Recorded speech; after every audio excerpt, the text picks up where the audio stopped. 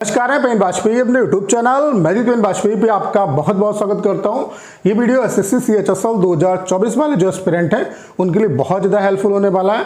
जैसा कि आपको पता है कि आपका जो नोटिफिकेशन है वो जिस टाइम पे आना चाहिए था उस टाइम पे नहीं आया, आपका नोटिफिकेशन डिले हो चुका है। और इसके बारे में सबसे पहले मैंने ही आपको बताया था कि नोटिफिकेशन आपका डिले होगा।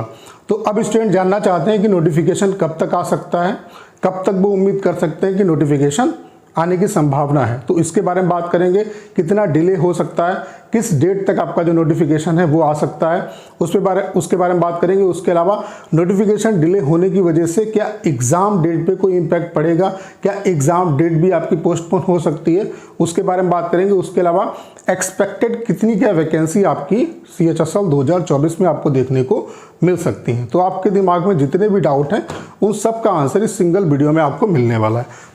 तो चलिए स्टार्ट करते हैं। सबसे पहले आप लोग देख पा रहे होंगे, जैसा कि आप लोग कैलेंडर देख पा रहे होंगे, आपका जो नोटिफिकेशन आना था combined higher secondary 10+2 level examination 2024 का, वो आपका 2 अप्रैल को आना था, ठीक है। और मैंने सबसे पहले आपको 1 अप्रैल को आई थिंक वीडियो बना के आपको बता दिया था कि नोटिफिकेशन जो है वो आपका डिले होगा।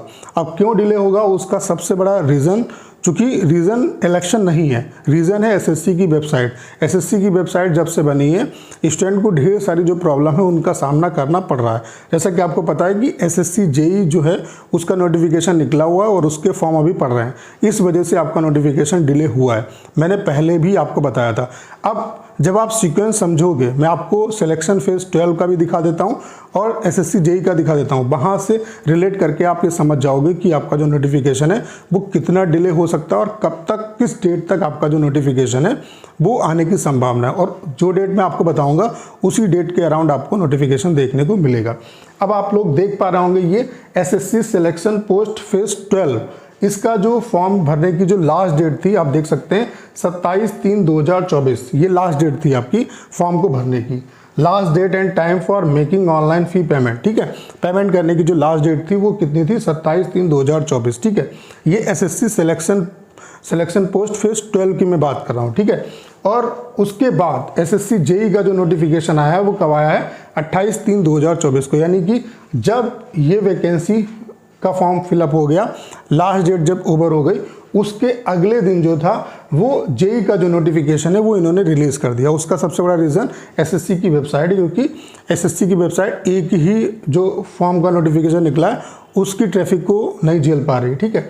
तो ये जो नोटिफिकेशन है वो 28/3/2024 को निकला और ये जो पेमेंट की लास्ट डेट यहाँ पे है वो है 19/4/2024। तो आप यहाँ से समझ सकते हो कि यहाँ पे पेमेंट की जो लास्ट डेट है वो 19/4/2024 है, यानी कि ये पूरा अनुमान है कि 20 अप्रैल को आपको नोटिफिकेशन देखने को मिल जाएगा। 20 अप्रैल के आसपास, 20 का ये 21 भी हो सकता है, बहुत ज़्यादा डिले नहीं होगा, यानी कि 20-21 तारीख तक आपको जो नोटिफिकेशन है अपना वो देखने को मिल जाएगा। तो इस क्वेश्चन का आपको आंसर मिल गया होगा कि नोटिफिकेशन कितना डिले होगा और कब तक नोटिफिकेशन आपका आ सकता है। तो वही मैंने आपको बताया कि लगभग आपका 20 दिन डिले हुआ है। 2 तारीख को आना था, 20-21 तारीख तक आपको जो नोटिफिकेशन है वो देखने को मिल जाएगा। स्टूडेंट के दिमाग में ये क्वेश्चन है कि क्या नोटिफिकेशन डिले होने की वजह से जो एग्ज़ाम डेट है उस पर क्या इम्पैक्ट पड़ेगा, क्या एग्ज़ाम डेट भी आगे बढ़ेगी क्या? तो ऐसा नहीं हुआ। अभी मैं आपको रिसेंट का अगर एग्जांपल दूं तो एमटीएस के भी केस में आपने देखा होगा कि एमटीएस का भी जो नोटिफिकेशन था वो आई थिंक 1 महीने आपका डिले हुआ था, लेकिन जो एग्ज़ाम एसएससी ने जो एग्ज़ाम में टेंटेटिव डेट दी थी, मंथ जो दिया था, उसी मंथ में उन्होंने एग्ज़ाम करा लिया था। तो इसका बहुत ज़्यादा 20 दिन बहुत ज़्यादा नहीं होते हैं, एसएससी कवर कर लेगी, ठीक है। तो एग्ज़ाम जो आपको जिस मंथ में दिया हुआ है, यहाँ पे आप देख सकते हैं आपका जो एग्ज़ाम है वो किस मंथ में, मैं आपको दिखा देता हूँ। आपका जो एग्ज़ाम है वो आपका जून जुलाई में है, तो इसी में आप मान के चलो कि इसी मंथ में, जून या जुलाई में आपका हो सकता है जुलाई में हो जाए एग्ज़ाम, क्योंकि जून में इलेक्शन भी है और सभी जो नोटिफिकेशन है वो थोड़े थोड़े मतलब बड़े हैं, ठीक है। तो जून जुलाई में आपका एग्ज़ाम हो जाएगा, तो बहुत ज़्यादा इस पर इम्पैक्ट आपका नहीं पड़ेगा। तो एग्ज़ाम डेट पे इसका बहुत ज़्यादा इम्पैक्ट आपको देखने को नहीं मिलेगा, क्योंकि एसएससी ऐसा पहले भी कर चुकी है, नोटिफिकेशन डिले हुए हैं उसके बावजूद उन्होंने चीज़ों को कवर कर लिया है, ठीक है। अब बात कर लेते हैं अगले क्वेश्चन के बारे में। स्टूडेंट जानना चाहते हैं कितनी क्या वैकेंसी आ सकती है, तो इसके बारे में मैंने डिटेल में वीडियो बना के आपको इन्फॉर्मेशन दिया था कि 2000 के आसपास वैकेंसी आपको देखने को मिल सकती है, क्योंकि अभी तक यही ट्रेंड रहा है। एलडीसी डीओ में मिला के ओवरऑल 1400, 1500, 1800 इसके हिसाब से ही आपकी जब पहले आपका पीएसए की वैकेंसी आती थी तब भी ओवरऑल एलडीसी डीओ की जो वैकेंसी होती थी वो इसी के अराउंड होती थी।